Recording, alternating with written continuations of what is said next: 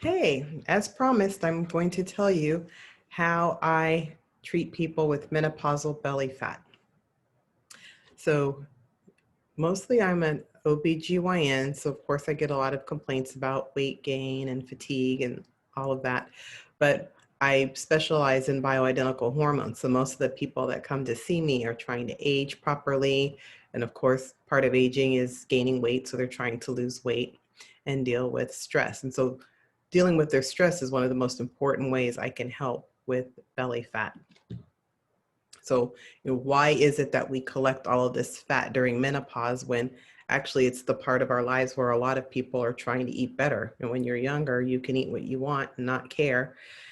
And when you get older, you start doing all this exercise and join the gym and you're eating healthy and cooking healthy for your family, but the weight isn't going where you want it to go. And you have to understand a little bit about why that is in order to battle it. So after menopause, we gain weight, and it's mostly due to the lack of estrogen. We think that estrogen, especially when we're replacing it, causes our weight gain.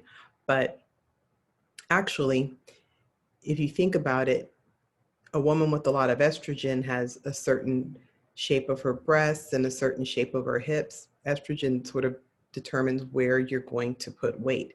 It's not that it makes you gain weight or lose weight, but it determines where it's going to go. Testosterone determines, your fat burn. And cortisol says store stuff on her belly because we're going to need to use it later. So, the dominant hormone gets to decide what your body shape is. And when you're younger, estrogen is your dominant hormone and it gives you a more pleasing figure. Testosterone exists. It's not your dominant hormone, but it's kind of has some control going on. And cortisol, even if you're stressed when you're younger or you do have cortisol, it's still competing with estrogen. So your shape could be a lot of different things. When you get older and stop producing estrogen, and then the testosterone follows shortly thereafter, cortisol wins the fight. And wherever it wants fat to go is where the fat's going to go. So managing cortisol is a really big deal. Also, when you're younger and have plenty of estrogen, estrogen helps your body decide how your microbiome is going to go. It has a lot of control over the distribution of bacteria in your gut.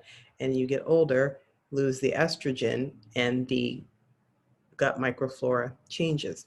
And if they biopsy the microflora from skinny people and the microflora from obese people, they have different types of flora. If you transplant skinny flora into obese people, well, I don't know about people, they don't do this to people, but in rats or mice or whatever rodent they use, they've noticed that if they transplant this gut flora, it changes it. So people don't realize the connection between hormones and gut flora and how that has something to do with your belly fat. So no matter how much you exercise, you still have to pay attention to how your gut flora is happening. So what are some of the things that wreck our gut flora? Our diet, eating inflammatory foods, gluten, dairy, genetically modified foods, just things that we don't think of as junk. I mean, we put cheese on things. We don't think of that as junk, but it is inflammatory and it does not help your gut flora that's already at a disadvantage because of your lack of estrogen. And then, alcohol. I have to speak to people about their alcohol usage all the time.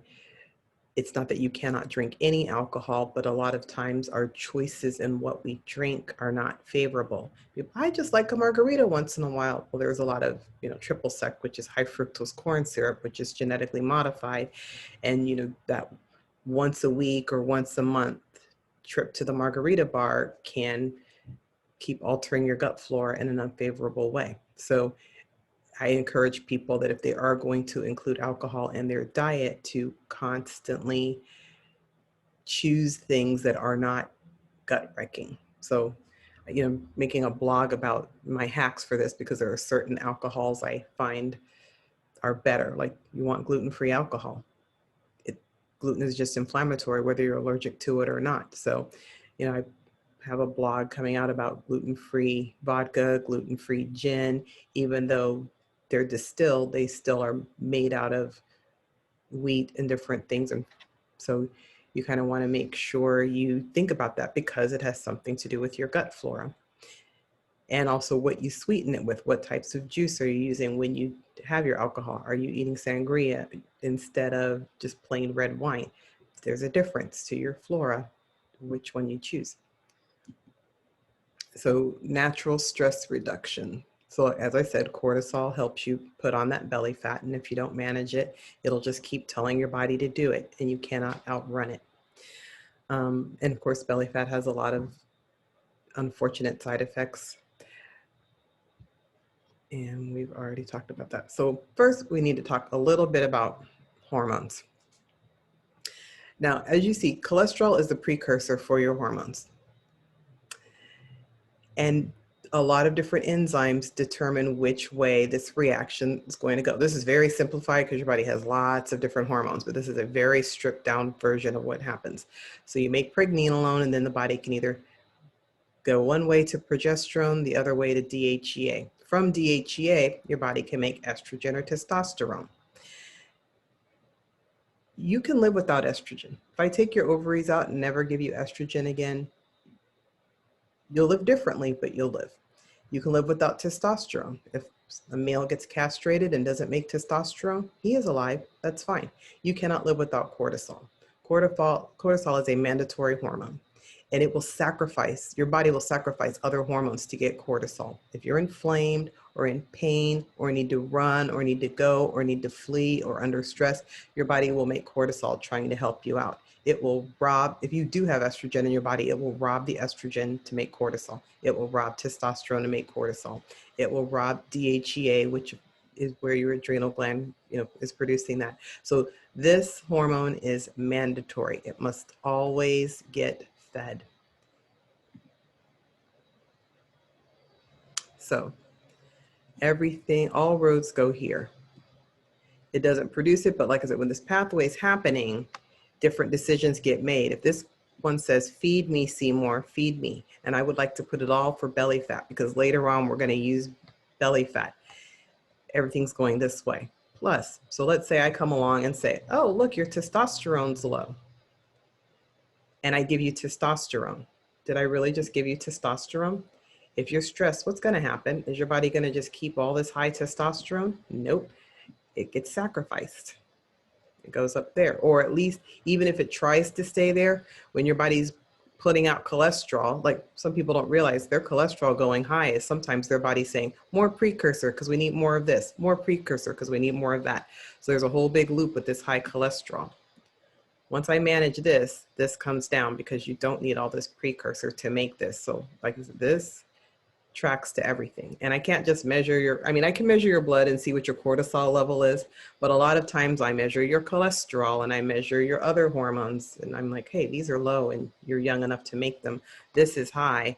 And usually this is the one in the middle that is kind of sneaky. It goes up and down all day. So it's really hard to get a good number on it unless you're doing like salivary testing and taking multiple measurements. This one single measurement can help you miss stuff.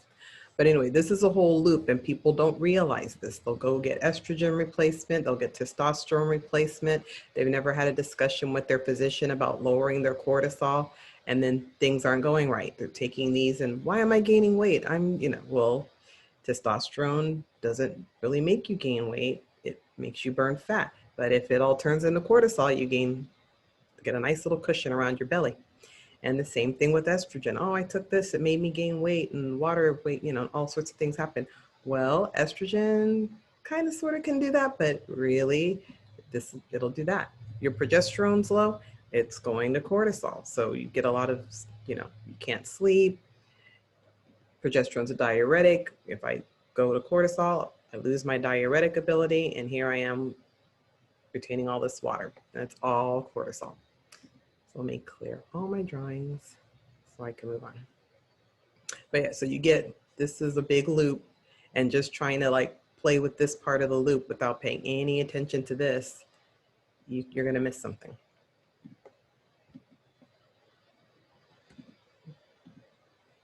All right. Oh, Let me get rid of that. All right, next. So like I said, you can eat right and exercise all you want, but if your cortisol is always high, you're going to keep putting fat on as fast as you can burn it. Sure, you can exercise 1,000 calories a day and burn 1,000 calories of fat. But if you're very stressed, you can also put it back on with one donut. That's when somebody says, I ate one donut and I'll put a bunch of weight on. It's usually because cortisol is like, you can't burn that. I need it. So, and you don't want to do that. So what are we going to do? So your cortisol is high, it impacts your sleep. What have you read about sleep and obesity? If you're not getting enough sleep, there's a connection with weight gain. Mood, mood has a lot of different connections with cortisol. If you're not sleeping, you're moody. If you're not sleeping, you have belly fat. And then you have belly fat, now you're sad so it's a whole big loop. So sugar. So the first thing when people come into the office, the doctor wants to say, hey, just stop eating sugar. Well, if they're stressed and they're not sleeping, sugar is the only thing that's making them go. So even though it's logical that they stop eating sugar, other things have to be addressed because you're just telling somebody who needs this to go to stop doing something. So I always tell them, lowering our sugar intake is plan B. Plan A, we've got to figure out how to make you not need it and not crave it. We have to give you your energy and give you your sleep. Then you'll naturally just need less sugar, and then it's easier to manage your diet better when you are feeling better about yourself. So a lot of times I'll have them try to include more cinnamon in their diet if they're drinking coffee so that they can have energy. Usually the problem isn't the coffee. People's like, oh, I'm not supposed to drink coffee. I'm like, no, it's the sugar and the milk you're putting in the coffee. I can live with your cup of coffee a day or maybe two, but the sugar and the milk that you're putting in the coffee, it's inflammatory. And so I try to find other ways to get them to use half as much sugar or a non-dairy creamer, put cinnamon in your coffee, or find some other herb that helps with sugar cravings in general. So when we eat glucose, it has an effect on our mitochondria, then we don't age well. So there's just a lot about eating too much sugar and aging. And usually once I point this out, people are very motivated to decrease their sugar cravings, but we have to work on that. Then how do I know that you're eating too much sugar? Because most people don't walk in and tell me they eat too much sugar. They think they're eating healthy. But if I check your blood and see high triglycerides, once you have too much sugar and you've run out of storage, that's when your body starts producing all of this cholesterol and triglycerides to carry all this extra fat they're going to store. So the triglycerides are one of my elevated markers that I look for when I'm trying to figure out, have you exceeded your sugar capacity? You might not think it's a lot of sugar, but you have exceeded your capacity to store sugar because now I'm watching your triglycerides go high. But part of that is lowering their cortisol so they don't need as much sugar, then they don't exceed their capacity, then the triglycerides can come down. So it's usually a big, long line of things that I'm doing. So oxidative stress. So the important thing about this, we're not going to go, this could be like a whole hour talk just by itself on oxidative stress. But the important thing is that when they did this study and they looked at 20,000 people and decided that if they don't smoke and exercise regularly, have a moderate alcohol intake and have a normal vitamin C level, they live 14 years longer. Like they're the equivalent of 14 years younger. So that's awesome. But the more awesome thing is vitamin C is one of my big stress stress minerals. If you're very stressed, you burn through more vitamin C than if you are calm. And if I give you a high level of vitamin C, your cortisol comes down. They've done studies on it. Take a person, hand them 1,000 milligrams of vitamin C per day, their cortisol level is going to be lower than the control group. So all of my patients are told to take extra vitamin C, even if they think they eat a lot of fruit. I mean, it's great if you eat a lot of fruit, but the recommended daily allowance is 100 milligrams. And a goat who weighs 150 pounds makes 15,000 of their own. We're the only mammal that doesn't make their own vitamin C. And a mammal that weighs the same as the average female is making 15,000 milligrams of vitamin C a day. So most people are underutilizing vitamin C, and it's good for immunity. It's your stress hormone. It's great for your skin. It's great for collagen production. So it's used for so many things. And when you're in menopause or nearing menopause, your body's demand is so much higher. We don't think about it, but you know, when you're under 12, your vitamin C RDA is one thing. And then when you're over 12, your vitamin C level is another thing. And they never, say, oh, when you're 20, it's more, and then 30, it's more, and then 40, it's more, 50. No, it's just you're over 12. Well, menopausal women are very different than 12-year-olds and 20-year-olds and 30-year-olds. So even though they've never teased this out about how our vitamin C level should be better, I think it's one of the cheapest things I can ever tell people to do. Also, most vitamin C supplements are made out of corn, and sometimes that corn is genetically modified. So I have people look for a vitamin C supplement that is not made out of corn, or make sure it is non-GMO corn, which costs a little bit more. So if you have a very inexpensive vitamin C, be suspicious of it, and you might need to spend a little more because you don't want to take a vitamin C that's that's going to inflame you. Let's see. So even if you take the vitamin C, it doesn't get you out of your 7 to 9 servings of fruits and vegetables. I cheat because I know that a very acidic diet keeps your body at a different function than if you have plenty of alkaline foods in your diet. So that's why fruits and vegetables are good. They help you promote alkalinity. So I might have people take a pomegranate supplement or a resveratrol supplement instead of drinking 5 liters of wine a day. Goji berries are a very high antioxidant fruit, higher than blueberries. People can eat blueberries.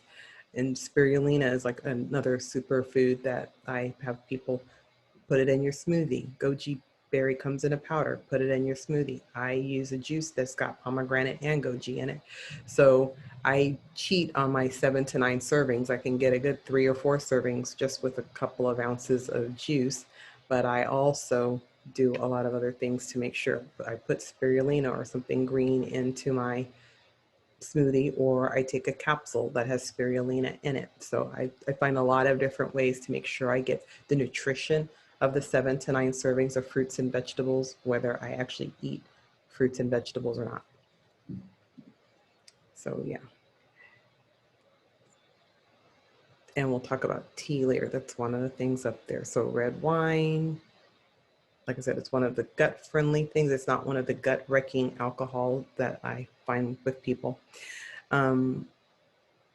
So coffee and tea, if I can convince someone to drink tea instead of coffee, tea is very favorable for the microbiome. Tea is very favorable for stress reduction. So sometimes it's a matter of just getting people to drink different things. If you're drinking 4 cups of coffee, 4 cups of tea just has a very different impact on your cortisol.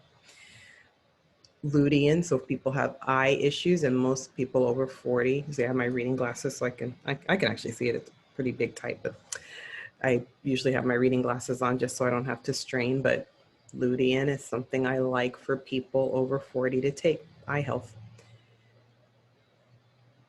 So let's see. Magnesium, another stress mineral. So when you're very stressed, when you're an athlete and running a lot and sweating a lot, you're going to secrete more magnesium, and you'll need more. And when people go through menopause, their magnesium levels go up. A, it's good for your bones, so you just need it anyway. B, most people don't eat enough. Most of us aren't even getting half of the recommended daily allowance. Anyone who's constipated, vitamin C and magnesium are laxatives. And so those are my first 2 things. Vitamin C and magnesium are huge. How much do you take? You've taken too much if you poop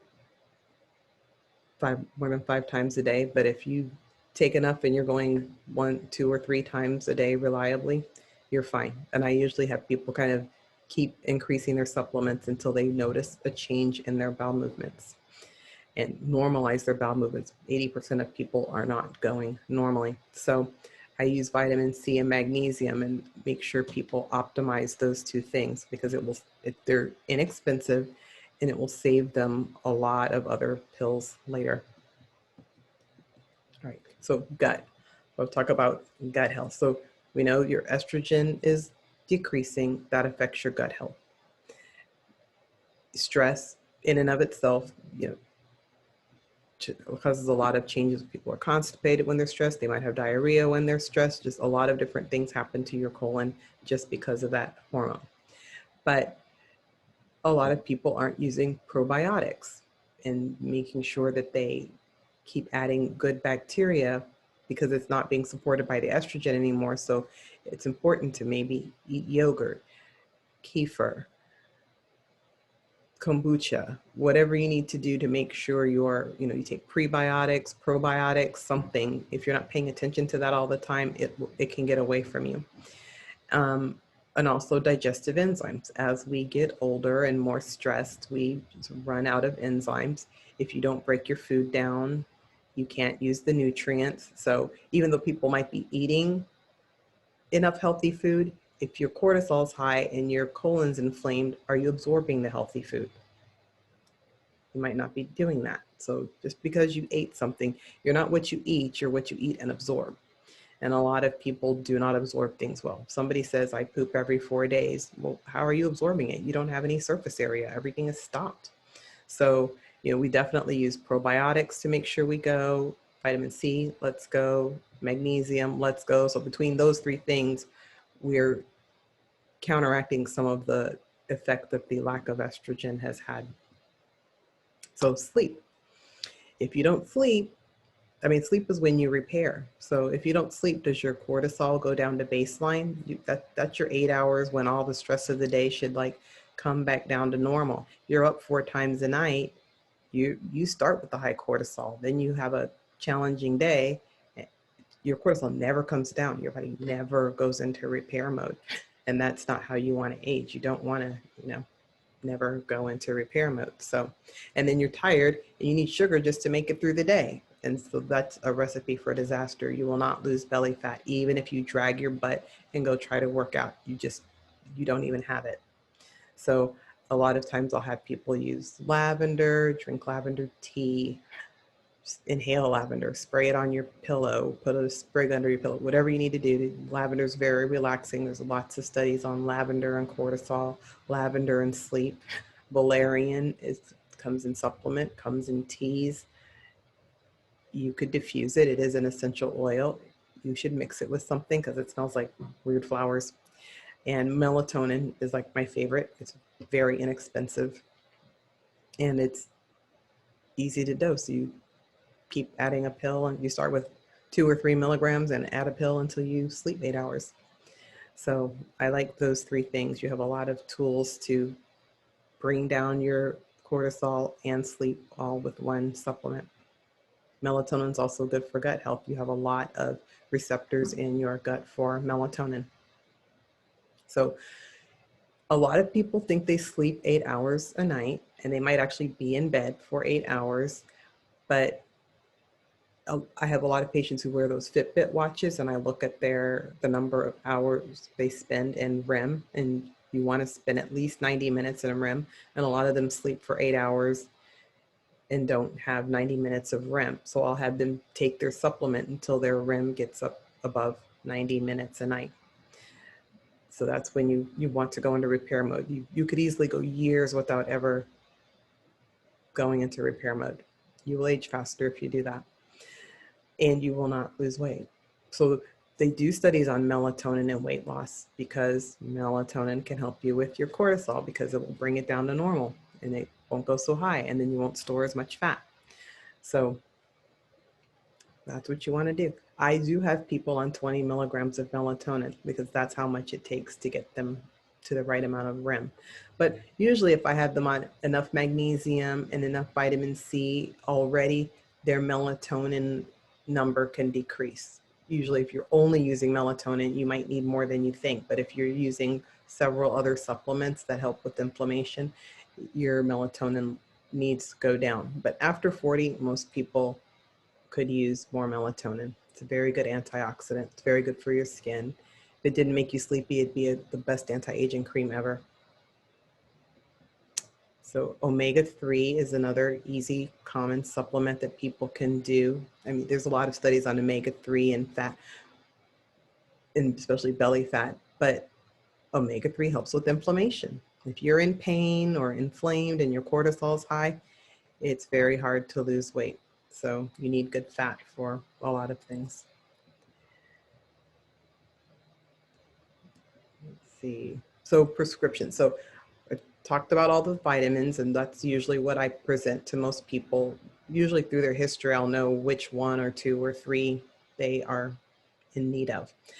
But we always discuss prescriptions. A lot of people who come to me in menopause are already on a prescription or have been on one in the past, and now they're feeling that way again. So SSRIs are my least favorite things, even though they could decrease your cortisol. I just don't find them to be very weight friendly. People don't take SSRIs and lose weight. So I almost never prescribe them. But Wellbutrin is one of the few antidepressants I will even entertain or discuss with the person because it's got off-label benefits for weight loss. It's got off-label benefits for sexual health. So I'm a gynecologist, so depending on what comes up in the conversation, that might be something that we discuss, especially if they're a smoker. So sometimes I have like 3 or 4 different things where I'm like, it's only $10. Have you taken it before? What are your thoughts? Let's try the vitamins first, but this is something we should always keep in our back pocket and revisit the next time. But I always have them like do their research and read about it so that the next time we can decide if it's something that we want to add. Very few of my patients are on it, probably not even 5%, but I discuss it with a lot of people, especially when they're coming in for weight loss, because it is a very inexpensive way to help them with the sugar cravings. I mean, it doesn't directly help with sugar cravings, but if I do anything to decrease your stress, it just follows that your dietary habits can change easier. Naltrexone, so Wellbutrin plus naltrexone is the FDA-approved weight loss drug Contrave. I don't have a lot of people on Contrave, but people have tried it. But I have some people on Wellbutrin and I have some people on naltrexone separately and a few together. Naltrexone is an addiction drug, and a lot of people have sugar addictions. Even if they can live without the sugar, it's just their habit and it's hard to break it. So naltrexone is something that's good for boosting endorphins, depending on their family's cancer history, or like I said, if they're smoking or need help to drink less. Sometimes we'll discuss the benefits of naltrexone. So those are 2 prescriptions that very few of my patients will be on, but I always make sure they've got information and we keep it in our back pocket, because the other stuff I do works very well, but those 2 things are something that their insurance might pay for, the Wellbutrin. So, if the other supplements get to like they're on 15 pills and everything's really expensive, we might think about Wellbutrin. Hormones. People come to me for hormones. This is what I do all day. So melatonin and DHEA are over the counter.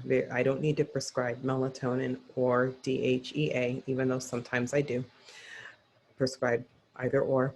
Oxytocin is our hormone that we have a lot of when we're young. It's what we use when we are breastfeeding. It's what our body secretes when we are going into labor, but it's also a hormone that when it's high in your body, your cortisol is under control. When your oxytocin is high, there's just something about the 2 of them. They're on a little seesaw together. When your oxytocin is high, cortisol has a ceiling. It has a limit. But if your oxytocin is low, and all of your hormones get lower as you age, they might not become abnormally low, but they change. So that means cortisol now doesn't have it doesn't have a ceiling. The sky is the limit. So sometimes I'll use oxytocin to change that limit when people get older. And testosterone. Like I said, I don't give a lot of estrogen and testosterone without a plan in place to lower cortisol, because they will not stay where they are and behave if I don't have a plan in place. So sometimes I'll give people, estrogen and testosterone, and they'll come back in and say, oh, I gained weight. And I'll say, well, did you take some of the stuff we're about to discuss? Did you take the herb I told you to take, or this supplement or that? Oh, I ran out. I'm like, yeah, that's why it's being mean, because I gave you or suggested to you what you needed to do to make sure the cortisol stayed low and you decided to stay on the hormones, you did not take the other things, and it'll get away from you. That loop it's strong. Cortisol, it likes to win. And if you give somebody estrogen and testosterone and the cortisol is not under control, it'll just recruit them. And then they'll have a very high cortisol and still low estrogen and testosterone. You can't cheat it. I've tried. So, but sometimes I'll put herbs into the preparation just to, if I know I have somebody who's, you know, different about their pills, I'll try to put stuff in there. But depends on what the compound pharmacist can do. So another thing I do, so like I said, we've already talked about several different pills, at least 7 by now. So after a while, people are like, another pill? I don't want another pill. When do I take that one? I take these many in the morning and this many at night. So I am not opposed to using essential oils. They're great for stress relief. Lots of studies on stress and anxiety and lowering cortisol levels. They're great for, helping people relax enough to go to sleep. They're good for your skin. So for aging, it's one of my favorite things. So they actually specifically did studies on lavender and blood cortisol in people with open heart surgery. Lavender lowered the cortisol. Effect of aromatherapy with orange essential oil on salivary cortisol. It helped. So, lavender and orange are very inexpensive and easy to get. I use orange essential oil all the time in my water. I carry it with me. I always have either citrus fresh or orange essential oil. So like some sort of a citrus blend. So here's another one where they looked at lavender and bergamot. Bergamot is in Earl Grey tea, but it's very good for skin. They've done studies on that essential, well, not that oil, that supplement. It's in a few cholesterol lowering supplements. So I really like both of these just for their skin benefits, but they use them for anxiety, which is a high cortisol state. So essential oil and cortisol. So in this study, they checked blood pressure levels and cortisol. So a lot of my patients have hypertension, and helping them with their cortisol is a very important component to helping them not end up on triple therapy. So a lot of them already are on therapy by other physicians, and I'm not their primary doctor, so I'm not managing that. But if they come in one thing, and I'm always like, standard is 3 drugs, and if you stay normal, they won't bother you. But it's not long before they come after you with 2 other drugs. So while we have the opportunity, let's try a lot of different things. The vitamin C I already discussed. If it lowers your cortisol, it can buy you a couple of points. The magnesium is another thing that helps with stress and can help you not elevate to the next level with your blood pressure going high and needing another medication. But in this particular study, they used lavender, ylang ylang, marjoram, and neroli, and they put it on a necklace and had people breathing it. So one group had therapeutic oils, like there were the real lavender and the real neroli and the real, which is orange blossom, and the real marjoram. And there was placebo. So you had synthetic fragrances that smelled like these things, but were not these things. The placebo group did not have the cortisol lowering and high blood pressure lowering effects. And the people with the real essential oils did. So, I have a preferred brand that I suggest to people, but sometimes, of course, they're like, oh, I already have some at home, or I'm going to go to the store. So I had a friend who actually had hypertension, and we measured his blood pressure. It was high, and he's already treated with blood pressure medicine, but his blood pressure goes high and low, and he was trying all these smoothies at home to try to lower it. So I always carry essential oils in my purse, and I was like, smell this essential oil. So he was like, oh yeah, that smells good. I was like, let's check your blood pressure again. And his blood pressure would be lower. We tried a few different oils and on a few different occasions, like different times. I saw somebody in my gym class, and so somebody I see regularly, and I'm like, hey, let's check your blood pressure and let's try this oil. So the oils that I would give him would usually drop his blood pressure. So he decided to go buy some that were not the brand that I use. And I said, oh yeah, well, did they work? No, my blood pressure went up.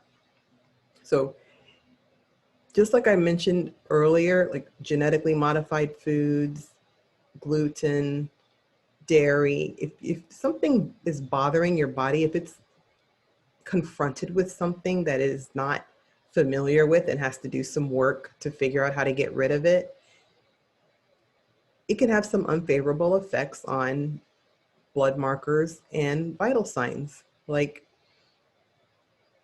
synthetic fragrances and different chemicals. Like if your body, sometimes your body can just react to them, and the reaction is your cortisol goes high. Your body only has so many different ways to tell you it does not like something.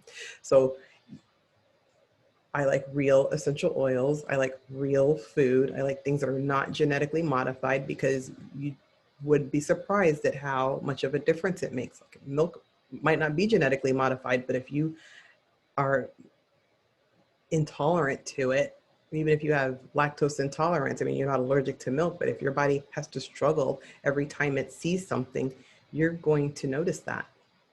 And I'm going to see it in your labs. And you'd be surprised at how much cholesterol lowering and sleep I can get just by making people stop eating certain things. Like what I tell people to stop doing is more important than what I tell them to start doing. And a lot of times they'll end up on 5 supplements just because they don't want to give up ice cream or give up milk or give up the coffee creamer. And I'm like, you can do that, but I'm going to, we're going to have to counteract what you're doing with the whole lot of stuff. And when they finally give it up, I'm like, see, it just made our path smoother, because you're not kicking up cortisol and we're not chasing the same little wheel in a row. So some of my favorite scents, and some scents that have been studied for either mood or cortisol or anxiety: lavender, bergamot, rose is my favorite, but the most expensive. So most of my patients aren't on it. Ylang ylang, jasmine. Jasmine is something that's been studied. Jasmine and clary sage increase your oxytocin. Not to the degree, I mean, if I give you oxytocin, I know exactly what's going to happen, and I can, in labor and delivery, it's like dynamite. I can get a baby out of you because I can give you exactly the amount of oxytocin I want.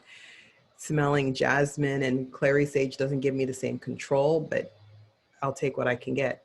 If I can diffuse jasmine and get your oxytocin to go up and your cortisol to go down, I'll do it.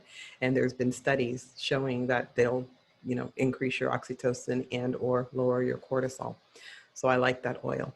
Orange, like it's an edible essential oil. Certain brands will certify their oil as edible. So I use a lot of citrus oil.